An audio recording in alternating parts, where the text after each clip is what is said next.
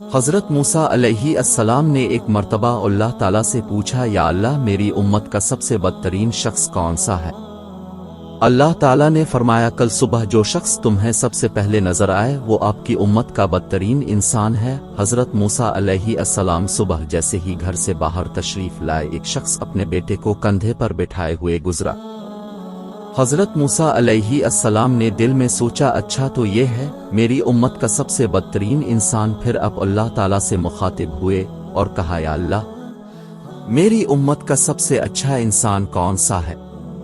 اللہ تعالیٰ نے فرمایا، شام کو جو شخص سب سے پہلے اب سے ملے وہ آپ کی امت کا سب سے بہترین انسان ہے۔ حضرت موسیٰ علیہ السلام شام کو انتظار کرنے لگے کہ اچانک ان کی نظر صبح والے بدترین انسان پر پڑی، یہ وہی شخص جو صبح ملا تھا۔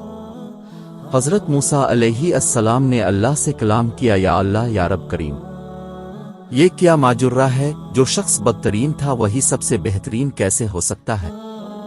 اللہ تعالیٰ نے فرمایا، صبح جب یہ شخص اپنے بیٹے کو کندھے پر بٹھائے جنگل کی طرف نکلا تو اس کے بیٹے نے اس سے پوچھا، ابا کیا اس جنگل سے بڑی کوئی چیز ہے؟ اس نے کہا، ہاں بیٹا، یہ پہاڑ جنگل سے بھی بڑے ہیں۔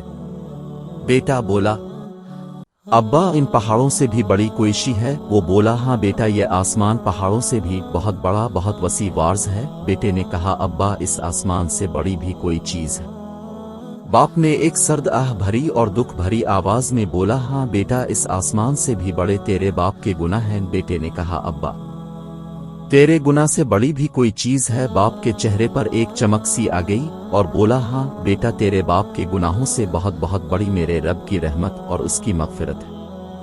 اللہ رب العزت نے فرمایا، اے موسیٰ، مجھے اس شخص کا اعتراف گناہ اور ندامت اس قدر پسند آیا کہ میں نے اس بدترین شخص کو تیری امت کا بہترین انسان بنا دیا۔ میں نے اس کے تمام گناہ نہ صرف معاف کر دیے بلکہ گناہوں کو نیکیوں سے بدل دیا۔ اپنے رب کے سامنے رونا اور اعتراف گناہ کرنا اور عاجزی سے اس کے سامنے خود کو جھکا دینا بہت بڑا عمل ہے۔